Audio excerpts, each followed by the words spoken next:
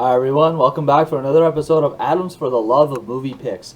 This time around we're going to be talking about the 2009 film Couples Retreat.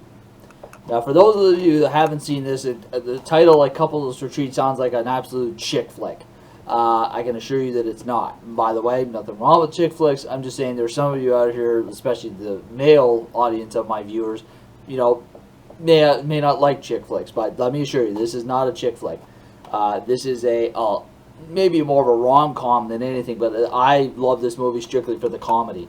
It's got a lot of well-known actors in it to start with. You've got Vince Vaughn, Malin Ackerman, Jon Favreau, Jason Bateman, Kristen Bell, Kristen Davis, as well as Jean Reno. So yeah, it's quite a few well-known actors in this particular movie. It's hard to believe this movie is from 2009. I honestly forgot it was that old. The movie pulls you in right from the opening sequence. So the intro sequence, the song, I forget the name of the song, but it's a well-known song. The way they set it up with both, they took footage and photos from real couples throughout the years, and also spliced it in with fake archival footage of the couples in the movie.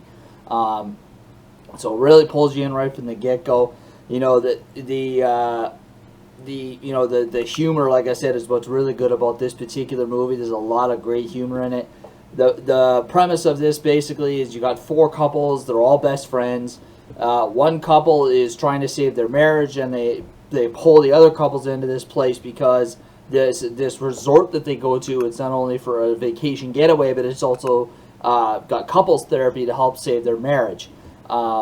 But at the time, all the other couples think that the one couple can just go to couples therapy. They'll just do all the fun stuff and they'll have a blast. Well, they soon find out that the couples therapy is mandatory for all, and just hilarious hijinks ensue after that. Really, really funny movie. You can't go wrong with some of the names that I mentioned in terms of the comedy.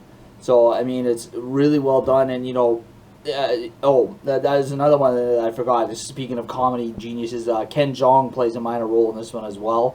So pretty funny. Jean Reno's character is Mr. Marcel. He's the one that owns the resort called Eden West. Well, Eden Resort, and they're at Eden West. Eden West is for the couples. There's an Eden East, which is for the singles.